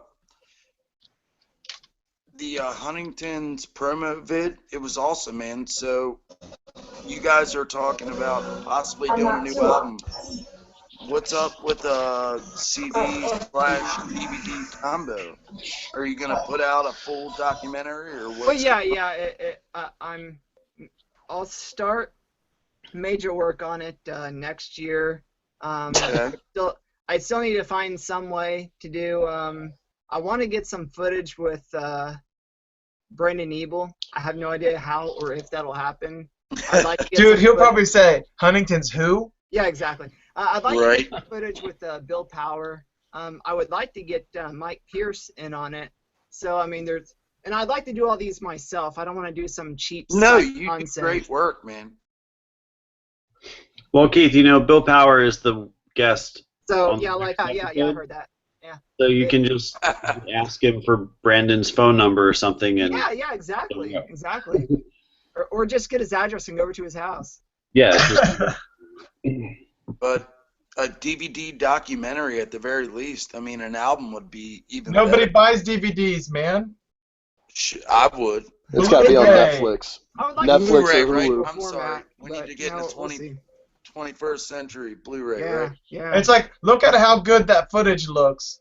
It's like the difference in that little short trailer that he did. Look at the Looked footage great. from me like 5 years ago, where it was not recorded modern wise. It was whatever. And then look at the footage he did with Josh and Mike and my brother, and how clear Right. and crystal amazing that looks. It's a totally Yeah, different ball. your I early agree. footage, Cliff, was 10 years ago. That was from Cornerstone. 05. Oh, By wow. the way, Cliffy, I must say your hairdo in that was on point. My hairdo in the video? The ball cap. Yeah, in the little short 2-minute That was when he was documentary clip. that was when he was doing the stivs. Yeah, it was Well, I rad. had cut my hair for that for Cornerstone. That was Cornerstone 2005. Yeah. Yeah, man, I had like totally long hair, and then I was like, I can't play a Huntington show with hair like this. I've got to. It's wrong to do. So I actually got my hair all cut just for the show. Stupid idea. You had the chops kicking and everything. I still do. I like it. I've had that for a But long that time. was just, it was awesome. So I'm just excited, that's all. Yeah, Cool, man. I was telling Josh, I was like, in a perfect world, once it's finished, I'll float it down to South by Southwest and see if I can get on there, because that's just like a hop. For sure. Yeah, but Skip would and jump away something from like me. that wait, are you talking about like the movie festival? No, it's a music festival. They do documentaries. Oh, you mean but they play documentaries at South by Southwest. Yeah. And they would want a small time band like us on there? I don't know. They did the Tooth and Nail documentary. Right. Yeah, but we weren't even in that. It's small. It's like smaller independent stuff, you know. But how ridiculous is it that we were not in that movie? When you think about, Or for 2 frames. well, I know a picture of us, but when you think about in the scope of Tooth and Nail and what they've accomplished, the fact that they had a band that played at CBGB's with Joey Ramone twice. On his last show ever. Correct. And they would not even recognize that was something of an accomplishment worth putting in the movie about that label. It wasn't Tooth and Nail that did the movie. It's not their fault. But that the people that would do that wouldn't actually recognize that was important enough just blows my mind. But the thing was, it blows my that mind. documentary was about the origins of Tooth and Nail, and you guys weren't a part of the origins. You guys joined. Neither was fan mail. Blank Eye. Yeah, but Plank Eye was, you know. Yeah, Blank Eye was a huge part of how the label got pushed into the stratosphere. But yeah, but to his point, there was a lot of newer Anne Berlin or whatever. I don't know who. Well, were that was like the last 5 bigger minutes, bands, but- and then we had Under Oath and Anne Berlin and some other people, and the label got Yeah, blocked. they so definitely had credits, some credits. better acts. Christian. Yeah, rock, but they didn't even mention I us. guess you could call it. Hey, ask. Who cares? Bill had nothing to. Yeah, who cares? But Bill had nothing to do with this. He was just interviewed on it. But this would be more of a topic for 2 weeks from now on the next episode. No, don't bring this up. I don't care. Yell at him. I'm saying he has nothing to do with that. We don't need to even talk about that. Well, that's why I said Tooth and Nail had nothing to do with that. They didn't make the movie about their own label. They didn't have anything to do with that. I understand that. All right, so talk about it now then. Well, I'm totally going to bring it up next week. Well, we've talked about it several times. Hey, it's still like... It still burns. It still stings. It doesn't No, burn. Actually, it doesn't. I'm not even surprised. It doesn't burn at all. But it's Deep just like when you burn. think about the label and the history of the label, we were a band that we weren't like a band that was signed after they got sold to a big label. We were like we got signed to the label in 1997. We put out our first record in '98. Yeah, but the only thing that matters now is that we get Kim Shattuck to sing on the next record. I agree. I agree.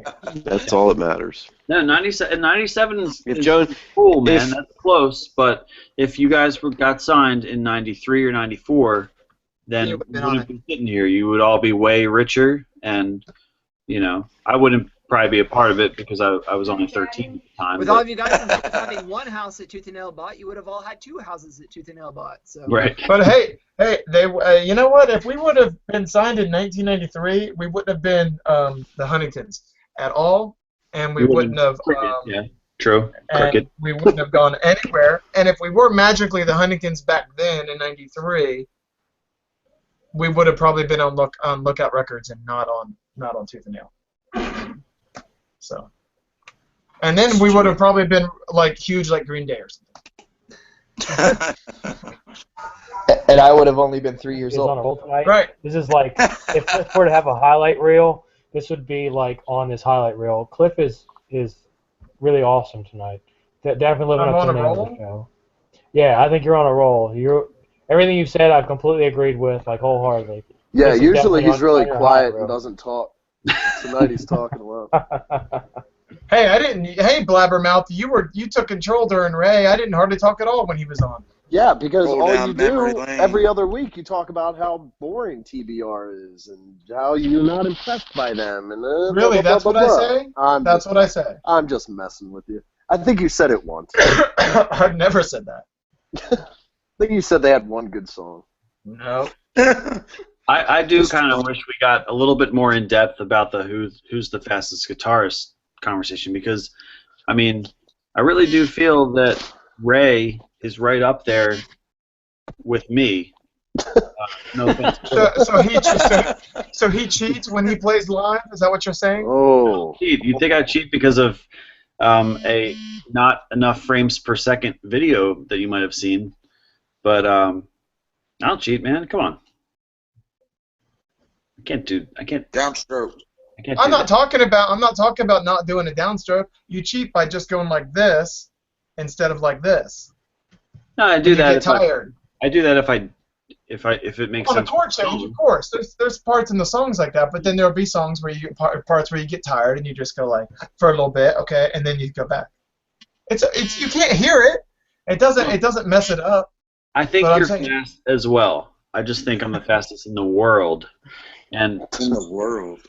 You know, and I think that Ray can put up a good challenge to that if we ever were to have, like, if there ever was like a Guinness guy that came out and was like, hey, this is for the world record, guys, go for it. Their songs are not like ours in that true Ramones style, so it's not even really a potatoes kind of a match.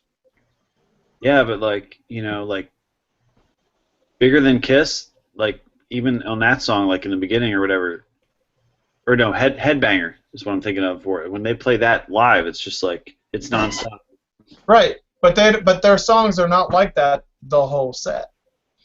Yeah, they are. They don't have Super Ramones Doubt style chording throughout an entire set from the beginning to the end. Yeah, I know. It's like some of them are slower, not really like mid-tempo. I mean, it's not like I don't even know if he does upstrokes or not. I don't know. I don't have an idea. I mean, ultimately, it's not like the audience picks up on that to any real degree. Right. Honestly, I don't think they care about it. I think they do it because it sounds. I care about it. Sometimes they do upstrokes, and that's just because they don't care about it, you know. But that's just, you know, it's just them. But they are doing more downstrokes than the average band out there nowadays. So that's where you can kind of see the speed and all that, and that's where like I'm more impressed. But Ray kills it, man. He's really good. I think Master Gene, if I'm remembering right, he said that Dave Parasite had the fastest downstrokes of anyone he recorded. That's what he said. That's what he said to me too, and I was like, "Have you heard their band?" Yeah, well, yeah, that's a whole other thing. Hey Brian, go off mute for a second. I got a question for you. Yeah, dude, what's up, man? Have you actually played your new guitar yet? Like plugged in? No, I haven't had time. You haven't plugged it in? No, you need to come over and rehearse. I haven't had time to do anything. Well, you got it. So when it showed up, how did you feel when you first pulled it out of the box and you looked at it? Were you just like freaking out? I went to the auto bar. Okay, this is a pretty crazy story. Miguel was the last show when they played the auto bar, Miguel left his bass with some guy that had to take his bass up to Jason and Grody to get fixed. And at the same exact time, he lives like 2 hours away from here, so he was like, can you give this guy gas money to bring your guitar to you? And I was like, yeah. I was like, that'll save me a drive. So I met this guy at the auto bar, and he gave me my guitar, and he took Miguel's guitar up to the guy to get fixed at the same exact time. So that's awesome. It was cool. It saved me a trip, and I was like, hey, this is it. This is awesome. And then I looked at the back plate where like my little logo was supposed to be, like on the neck plate, and it was not there. And hey, guys, go to bed, please. And dude, they're running around like crazy. So wait, your guitar is not a bolt-on neck. Yeah. It is a bolt-on neck? Yeah. Oh, okay. Let's see that pretty baby. So, Yeah. but it doesn't have the nameplate on the back? No, well, he put it like a substitute plate on there for the time being because the engraver didn't have my stuff done in time, and then he turned around and mailed it out on Monday. So that's why I haven't really like taken very many pictures yet as far as but the the back thing is concerned. and is stuff. when you take the guitar apart and then put that new plate on there, your whole setup is going to be gone. You're gonna. That's what I thought for sure, and that's why I was like, yeah. And it's also like it's real hard to really get it in there exactly right. You're gonna need to have a luthier replace that for you, and then make sure your setup is okay. Yeah. Hey Brian, if you when you replace that send me like a message or something through like Facebook or whatever. I do that stuff, and I'll give you the measurements, and I'll show you how to do it yourself, and you save a crap ton of money that way. Awesome, man. Like, Awesome. Yeah. I do that stuff on the Thank side. you. Yes. So he said that I'm supposed to have it in the mail. I think it might even be here tomorrow, but I'm actually going to be at the hospital. You guys never even said congratulations to me because as of tomorrow morning at 6 a.m., I will no longer have any more kids. You're getting your balls chopped off? I'm not. My wife is.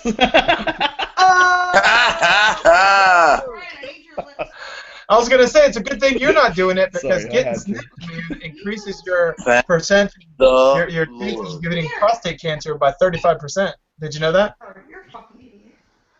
What'd you say? Getting your little stuff snipped there increases your chance of getting prostate cancer by 35%. Well, that's why I'm not doing that. I would never do that either. Is it even, Brian, is it even necessary for her to do that? She seems like she's pretty pissed at you right now anyway. She is, but it's only because I'm on the show and I won't tell her what I want from her brother. Coke, a Twix, and a bag of Cheetos, please. Dude, your hair right now, you look like 1993 getting your hair colored at a Green Day concert. It has that like orange kind of look. I do it purple. Peroxide. Right on. Yeah, this is weird, but no. So like this plate's supposed to be coming in, but I'm not gonna be here to get this plate because my wife's getting her tubes tied tomorrow morning, and then You got wrestling. when she gets home, I'm literally packing my bags, and then I was supposed to be tag teaming with Jerry Lawler tomorrow night, but apparently he got injured, so they're sending his son Brian Christopher, aka Grandmaster Sexay, down to tag team with me tomorrow night in Connellsburg, PA. Congratulations. I hope it's awesome. So yeah, I'll let you know how it goes as soon as I actually plug it in and have time to do all that good stuff. Man. Hopefully it's next Tuesday night at rehearsal. And hey, look, maybe this guitar is so awesome and it fits right into that pocket so great. There's no issues at all for you, but I would have a professional change it out and then set your intonation and make sure you're all set up. I think that's the way to go. Hey Brian, where's your truss rod located? Is the slot on the bottom of the neck, or is it at the top by the headstock? I'll send you a pic of it. Yeah, because I can show you. I can give you the measurements for like a stock. It's a Musrite style guitar, correct? Yeah. Yeah, I can give you the specs for it, and if you have like a measuring tape and some Allen wrenches, I can totally show you, like, give you the pointers on how to do it, and you'll save a bunch of money. Do you live near him? I don't know. I mean, I live in Bowie. Dude, just take it to Tyler's house. Have him hook you up, man. I could totally do it for you. Area. Close enough. Yeah, I could totally do it for you. Like, Yeah, if you no go to problem. Tyler's, you can have somebody that you trust and knows what. I mean, maybe you don't trust Tyler. Maybe Tyler is a real Phil Draboni. I don't know. Hey, you can trust Tyler with your trust rod. But, we're coming up on 2 hours here. Mike's sick and he's quiet over there with his music thing. So I think I need to step up and just kind of like end the show. Can we end the show? Yeah, I think so. Hey, All right. but look, the Ray stuff was really cool. I'm really glad it was on here. What? Stay and talk about truss rods or whatever, but I think we should end the show at the less than 2 hour mark. That'll make viewers more enticed to actually watch it. Thank you, Mike. There you go, Mike. Yeah. Cool, Good dude. job.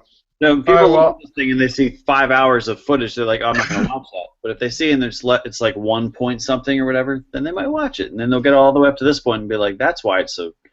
That's Well, why. hey, I'm gonna take this thing from being live. Everybody who's anybody and anyone who's watching this later on, I was appreciate you checking it out. Go buy the new Teenage Bottlerocket album. It is truly a great album. Tales from Wyoming. Just Thank you. sonically, it just sounds coming really out. great. And thank you for him for being on the show. And we'll see y'all in 2 weeks with Billy Power from With Tooth Bill and Nail Power, Records. Billy Power, that'll be on October 29th. Yep. Yeah, I'd like to just real quick thank Kim Shattuck for being on the next record. Yeah. Right on. Just in advance. Thanks. Cool, dude. All right, see you guys.